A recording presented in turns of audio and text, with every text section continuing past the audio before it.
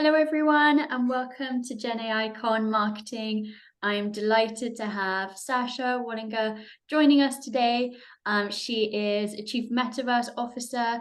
Marketing officer, but I know you do a lot of work in the metaverse space as well, and has worked with some incredible world-class brands like Nike, H&M, Sorel, Gucci with the super plastic digital fashion collectibles collaboration. So she's really dived into a lot of these new experimental forms of marketing and made some impact in the space. So delighted to have you, and it'll be great to explore AI with you and AI in marketing, and to see how that intersects with brands and Web3. Thank you so much for welcoming me, and thank you too for the Herculean effort that you do each time you prepare these events. They're such a great resource to the community. I always learn so much from them, and it's just a pleasure to be here today. So thank you so much, Thank Frankie, you. for welcoming me. Yeah.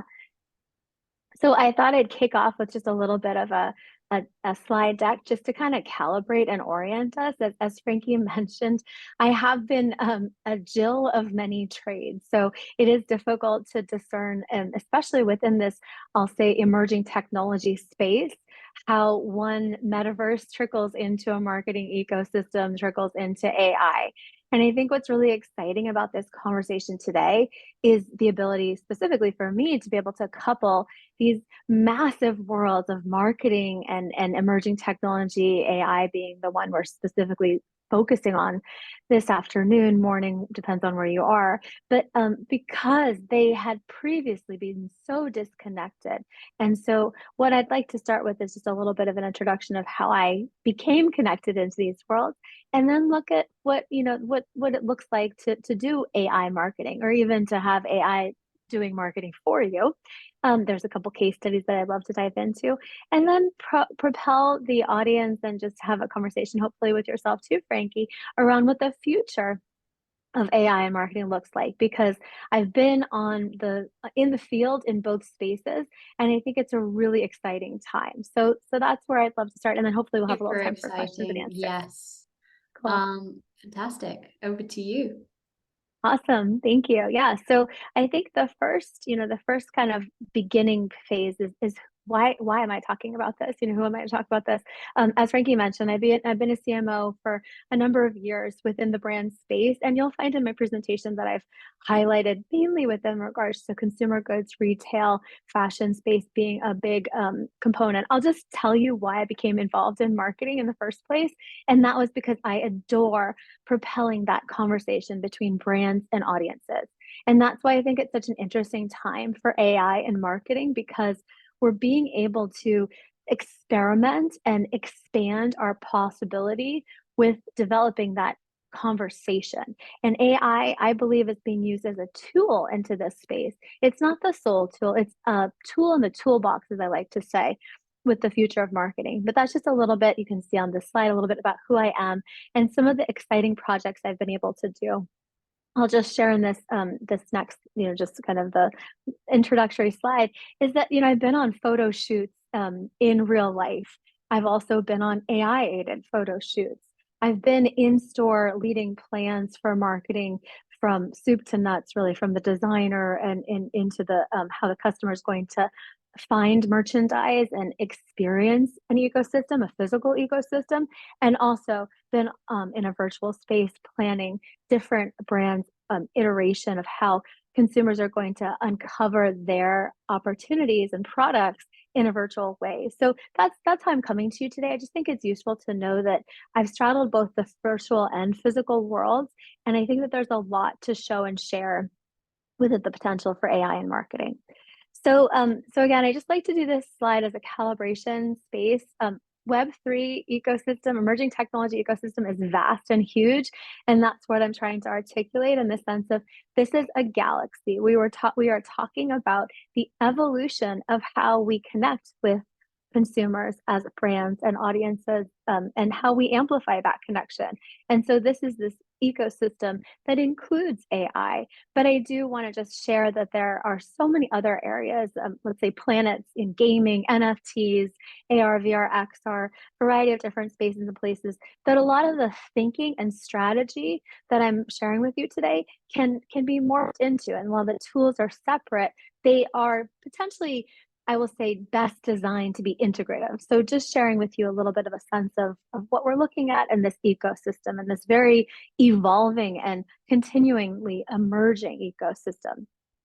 And then so why AI? Why are we talking about AI today? Other than the fact that everybody else is talking about AI, why is it that we're talking about AI? I was just at a women's leadership organization called Chief Breakout Session Conference. This was the first physical conference that occurred, to my knowledge, in the Chief history, and I believe it's pretty significant history, at least 4 or 5 years. And this was in Palm Springs. Amazing amount of women who were focused on leading and forging through. These are C-suite executives, thought leaders, people who are controlling the majority of the thought leadership for brands across the industries to date. We were in the desert learning, and I will say that one of the most heavily attended events in that time period was, I believe, an IBM hosted breakout session on AI. So certainly, as I'm sure each of you are seeing, people are very interested in AI. I've been giving a lot of AI talks lately.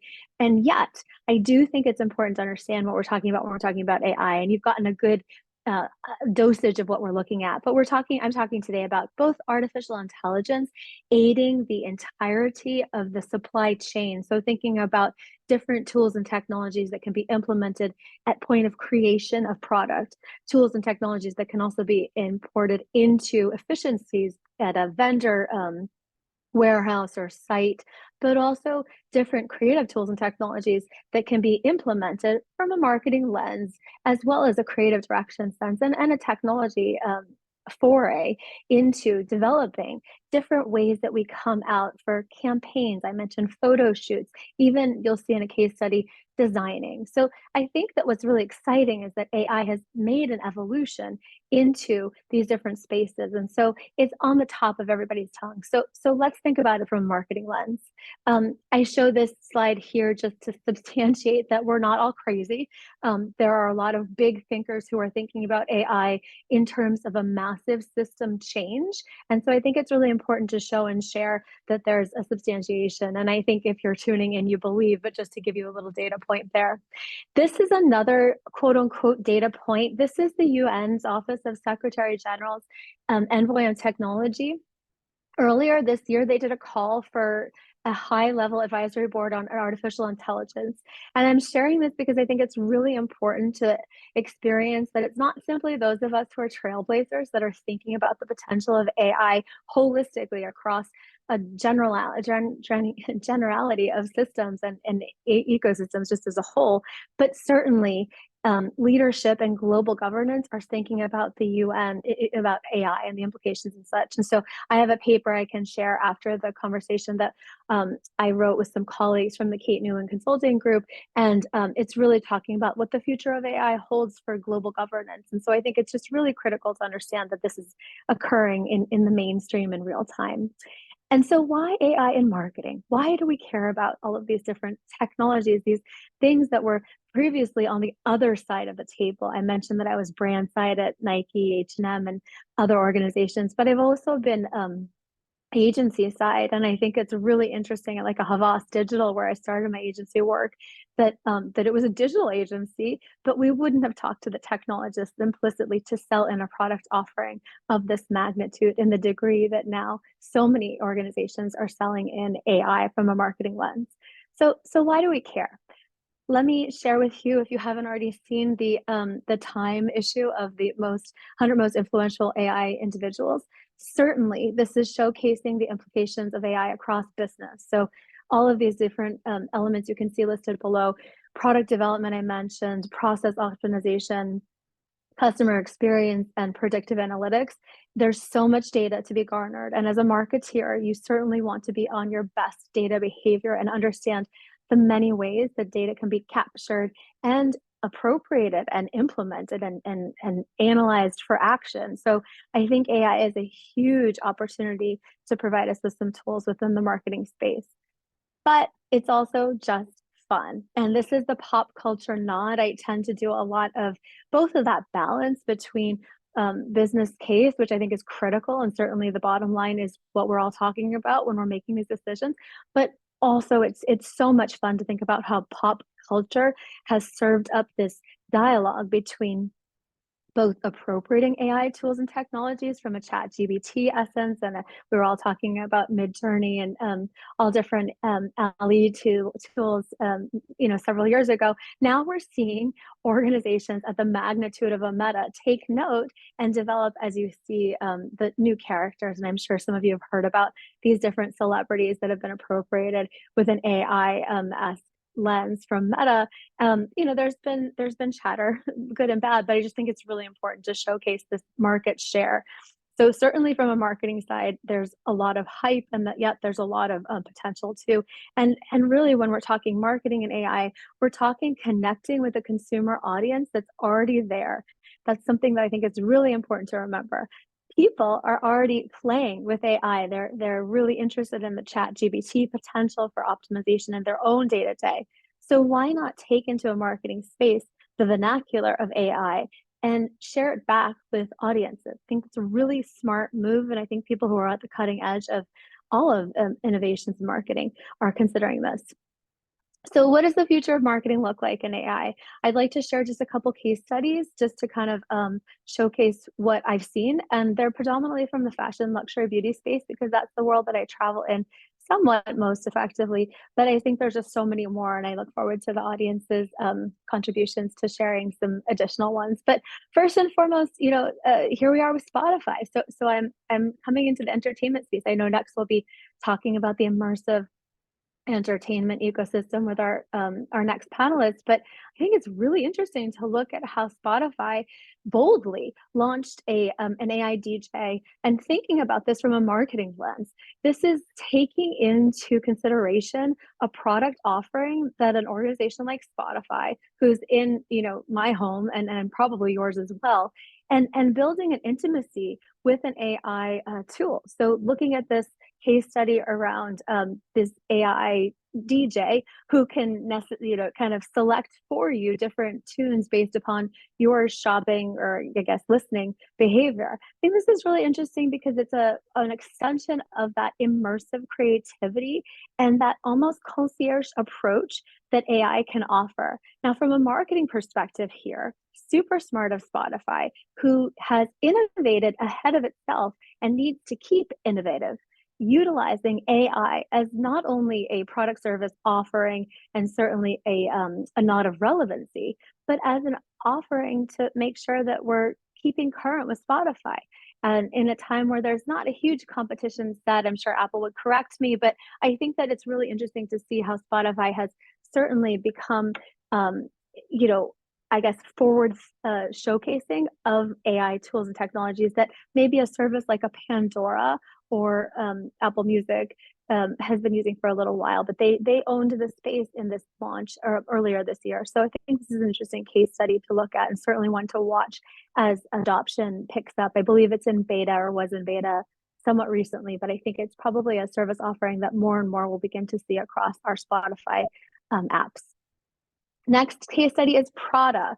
This is an interesting case study. You'll see the image that I've shown is an AI generated image. It was there was an actual photographer that took pictures, but then the AI client who was leveraged to be able to showcase this campaign. And this is a perfume campaign for a fairly luxurious brand, Prada. Now, Prada has a very minimalist, in some regards, aesthetic from a marketing point of view. So very interesting to incorporate the floral notes of the actual perfume as interpreted by AI as a whole. And I think we're going to see this a lot more. During the pandemic, I was a part of many virtual photo shoots, and it's really tricky to art direct and be able to brief people on how to sit, share, show a product and have it be evocative from a distance. But this is a really interesting moment where we can have ChatGPT and different prompts be able to showcase from the lens of the audience potentially what would be tantalizing or what would be curious about a new perfume launch. You'll look at the image and note that there's no language. It's simply a pictorial demonstration of what we're supposed to feel or smell or see when putting on the perfume. And I think from a marketer's lens, this is the power of the visual image and visual communications. So taking AI into account to populate those presuppositions of what a consumer might be able to extract from this type of image is really interesting. It also takes quite a bit of the back talk out of the creative briefings, which if you've been in is definitely an efficiency. So the next is a really interesting case study for NARS. Now, what NARS did pretty early on, I think it was over a year ago now, was develop AI models who were going to be developed to showcase the essence of a new collection that they came forth with. What's super interesting about this case study is after the AI models were developed, they were launched in campaigns. But what you're seeing in this image is an IRL moment where Sephora hosts, I think it's Sephoria, like an annual event where they showcase different trends from their different brands that are represented in store. And not only did this NARS client go ahead and showcase this moment with their AI avatars, so virtual influencers in AI format, but they actually hired actors to model the product and talk back to the people. So these ladies who are in front of that virtual influencer, her name is either Maxine, Chelsea, or one more, I forget the names. However, she would be able to respond back to those women from a distance. And so I think it's very, you see the image right here of the screen. I'm not sure if you can see my mouse, but right under the NARS logo, they would be able to view you and you could hear back that she was commenting. So coupling now an AI developed avatar that can actually appear IRL and interact with different people IRL. So it's very interesting extension. And I think, again, this was mentioned on, I believe it was last week's Vogue Business Tech Edit, which is a fantastic resource for all things Web3 and fashion. So really interesting conversation surrounded the efficacy of representation and also of communication with an avatar. So again, thinking from marketing terms, huge elements of opportunity here. I mean, I've hosted in Web3 ecosystems and metaverses concerts like the Walmart I forget what it was called actually, but it was last year with Youngblood, Madison Beer, and Kane Brown's Electric Fest was the name of the concert. Anyhow, so hosted their avatars in a Roblox ecosystem. But imagine bringing out an avatar in real life and having AI aid you in developing that communication with your consumers. The possibilities truly are endless. And then finally, this is the last example that I'll share, but there's so many of these, right? Where there's G-Star Raw, which actually has fantastic legacy in the denim space for being very forward thinking. I've worked with them from a sustainability aspect, but here I was excited to see that they've utilized AI to design a futuristic denim collection. So they're implementing AI to brief in what future looks like to their audiences, developers, designers, and build the actual physical product for this denim collection. So I think it's really interesting just to see a couple of examples of how, and these are to me all marketing because they're considering in the equation what the consumer is interested in, what the base of the organization and the brand ethos is needing to show and share, and then how to bring that to life. And that dance between the audience and the brand from the intersection of product is super interesting. And I think from a marketing perspective, that's a really critical piece to connect in. And I don't recall here the different efficiencies from a sense of different development of products. So a bespoke amount of product being developed based on an ordering. However, another designer, Mara Hoffman, who's also very in the sustainability world, has developed a dress, like a very short order dress. I think there's only maybe 100 or so produced. But what I'm alluding to is that efficiencies can be made from an AI perspective in the sense of we can take the data for different consumer insights and understand how many of these capes or jeans or jackets need to be produced in order to potentially make some limits on product and either provide the opportunity for circularity or a decrease in waste, which is a huge issue, as many of you who are in the fashion space understand. So those are some case studies.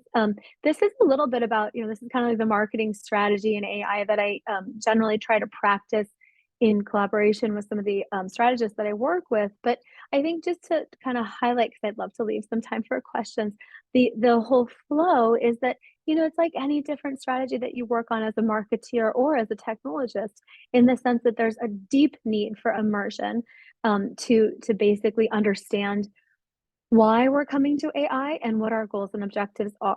And then the next step clearly is that vision. So the definition of the AI strategy. And this is what I do with clients all the time. And I think it's a really critical piece. And I think from a marketing perspective, I'm not sure if everybody's like this, but I certainly like to just get going. However, the understanding of being able to have a clear, cohesive vision across an AI experimentation space or any real space where we're diving into new tools and technologies has served to be very critical. So this vision phase is really important. And then developing this map. And a lot of the work that I've done has been around road mapping. It's not always that we're going to incorporate tools and technologies from AI or any type of emerging technology at this point in time, but maybe we need to think about how we're going to do that in the future. And I will encourage the audience too, that if you're very AI curious, but don't yet have a sense of what you want to do, this process really makes sense because it allows you to be informed, so that if you're either the C-suite and reporting to your board of directors, or, at different positions across the organization, you're able to have a perspective and educated understanding of why you are or are not proceeding in AI at this point in time. But certainly keep informed. And I think education is a huge piece, and this event is certainly part of that. But and then the next step is the definition. So how are you defining what your embarking process will be? What is your journey? Where do you want to take your AI initiatives within the marketing space? Are you utilizing it for data optimization? Are you trying to cultivate an understanding across your data pools and determine certain decisions made off of that? It could simply be a back of house vendor management program. And I think that that's really important. I started in this whole world through blockchain and transparency to try to understand the efficiencies within our supply chain processes. So I do think that there's quite a bit of importance to the back end leading the front and consumer facing world. But certainly, why do you need to be in the room, and why is AI an important attribute for you and your organization that you're leading or that you're pioneering, and what kind of role do you want to have within that conversation? In working with Kathy Hackel, one thing I really loved about her work is that, she was always encouraging, there's so much runway and so much room for everyone. And I have to echo that in the sense that there's just so much to learn, share, show, and offer. So the opportunities are endless. It's just a matter of defining what your position is in it. And then if you so choose, it's your turn to launch. And I think that this launching process is what many of us see the end result of. But just backing up, I think it's really important. And again, this is basic planning, but I also think it's really important to reflect that there's a lot of work that goes into bringing these amazing case studies and the different projects that are coming to life. So with that, I'll say thank you. And that's that presentation, but I'd love to open up to questions. And Frankie, I'd love to answer any of those if there's time. Yeah, Thank you. absolutely. So I have a question which is about kind of following trends. So if you're in beauty or fashion, you might see this new fad. And some of the fads last for a long time. Some of them are like massive hype and then it dies down, and lots of marketeers maybe want to ride that wave to get, attention and eyeballs and things like that. But then they have to think backwards in terms of how long will it take to produce a product that to get the timing right. So how do you as a marketer anticipate trends and to make sure that the sort of that timing kind of hits, you're there at the right time, in the right place, in front of the right customers, with the right pricing and all of that side of things? It's an excellent question. I think it's the like $10 million question, right? Because for brands, you actually you painted it perfectly. You have to make sure that you're hitting the marks and being able to be culturally relevant. However, you can't be so the production takes time. And so I think with regards to the context of this discussion, when you have a well-oiled data machine that can service you in a very quick period of time, you're almost laying the foundation for a quicker, efficient process to occur. So it's almost that you're building this foundation so that you can be responsive. And with regards to trends, the quick answer to the trend conversation is you have to just be so far ahead as a trends predictor. I mean, I really enjoy foresight strategy and have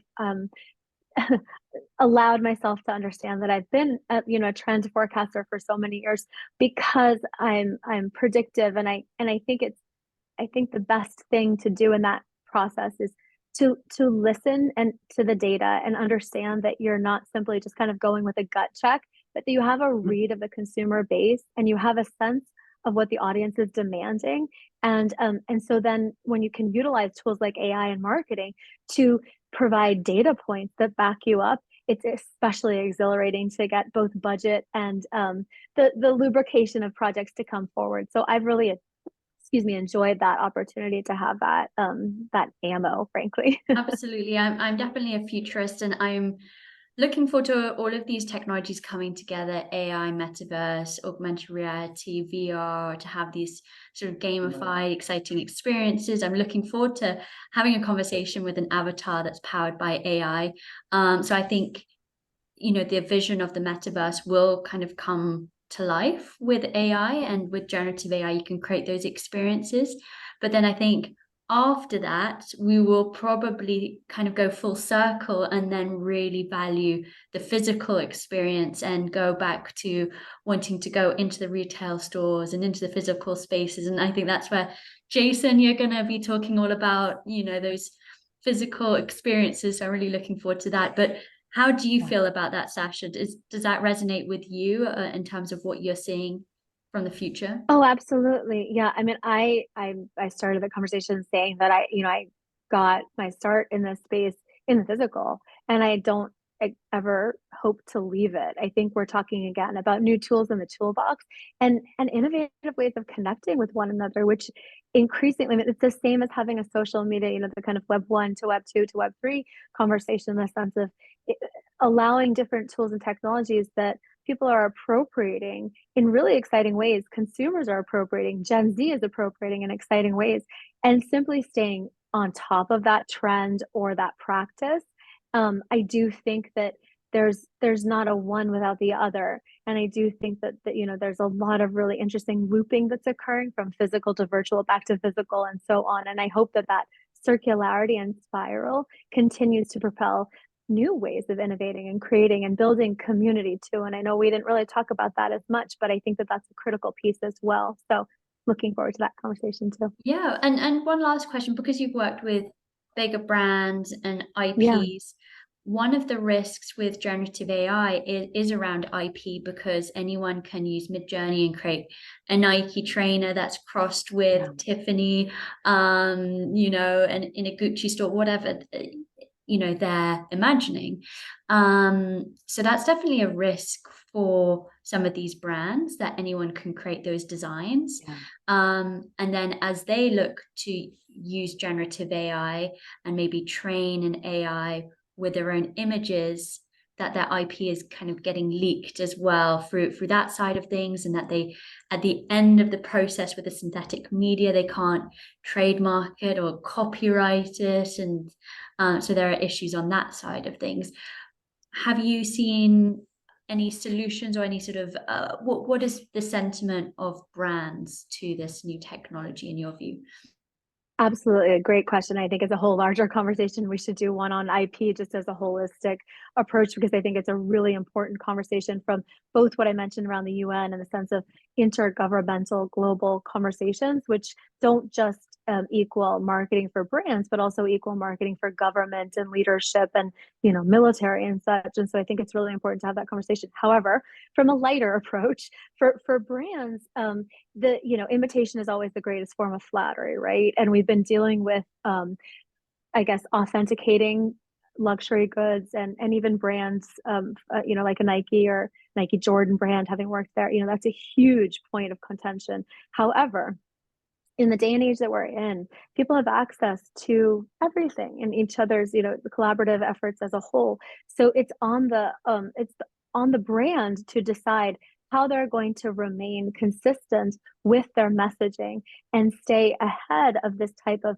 pirating or, I guess, different interpretations of the organization that they're reporting. I mean, we're in the post Supreme era at this point in time where everything has been branded in one regard, and there's been a Supreme logo put upon almost everything that I can think of, from skateboard to pencil to go forward. And so I think in this virtual day and age, or in the sense of like the AI place, it's a really exciting time for brands to open up the conversation, build a little bit more trust with audiences that are adept. And I mean, I think we've gone into this digital native cycle now, but certainly they have the opportunity to extend that olive branch to those of us in Web 2 who were, our data was taken and our agency was really taken away. And so I think it's a really exciting, almost recalibration time. And I look forward to that. And certainly it's a larger conversation. There's a lot of different legislation that's in board. I'm not going to get into that because I know we're a little over time, but yes, I think it's a very important conversation. And I think brands are aware of it. And I think that's why they're spending so much time studying the potential versus just driving in, crazy. But some of them are, and I think Absolutely. they're I learning think in action. it's still a great area, and I've got an event that's going to be taking place next year where I'm bringing together technologists and lawyers and regulators, because Yeah. some of the legal solutions actually need to be built into the actual underlying architecture. Things like attribution, so you can see who are the data contributors to this model so that they can get the royalty payments, et cetera, et cetera. So lots more to talk about there. Thank you Great. so much for your time today. And yeah, we'll speak again very soon.